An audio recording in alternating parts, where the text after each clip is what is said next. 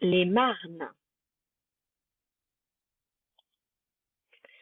À l'affleurement, on observe très souvent une alternance de bancs marneux avec des bancs calcaires, comme c'est le cas ici dans les Alpes de Haute-Provence.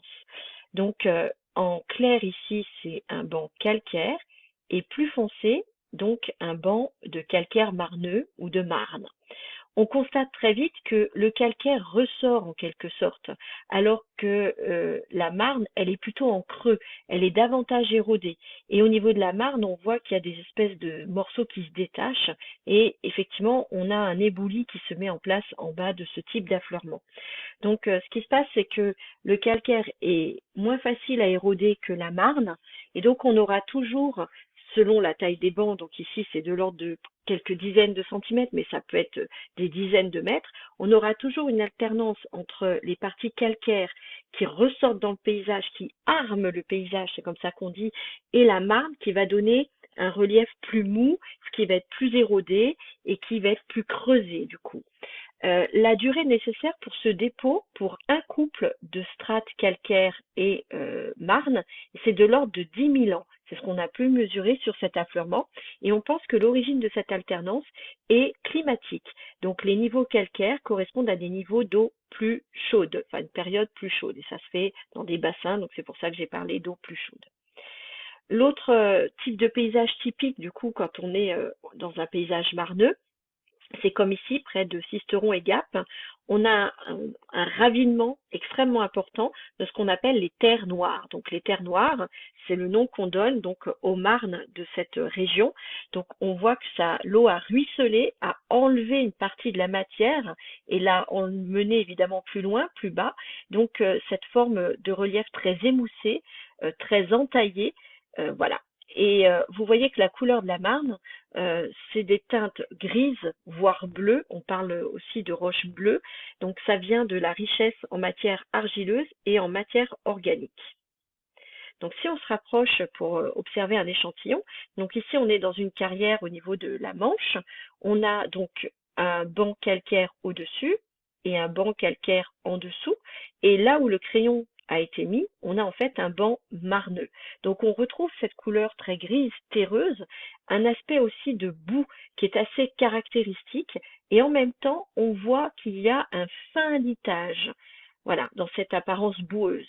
Donc en fait, une marne, c'est une roche qui est un calcaire qui contient des minéraux argileux et en fait la teneur en argile est comprise entre 35 et 65% pour une marne.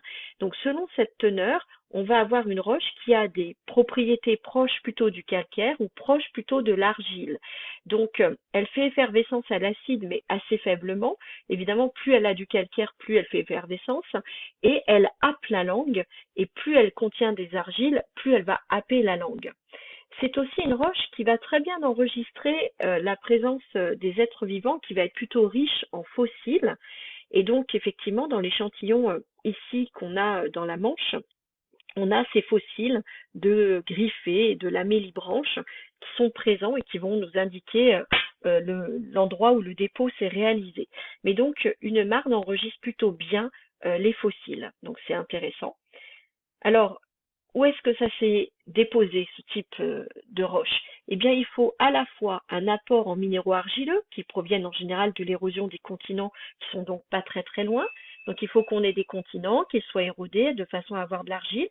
Et il nous faut aussi du calcaire, donc des organismes planctoniques qui ont des tests calcaires, qui en mourant vont faire vont avoir leur squelette calcaire qui tombe au fond de l'eau. Et donc le mélange des deux en proportion variable nous donne une boue argileuse plus ou moins riche en calcaire qui va donner donc une marne. C'est un dépôt qui se fait dans des milieux assez peu agités, un milieu calme, lacustre ou lagunaire, éventuellement près de l'embouchure d'un fleuve, puisque les argiles peuvent floculer à ce niveau-là, un littoral plutôt abrité, ou alors on est plus loin et on est dans la zone où les tempêtes n'ont plus d'influence, donc ça peut être aussi en bassin océanique au large par exemple.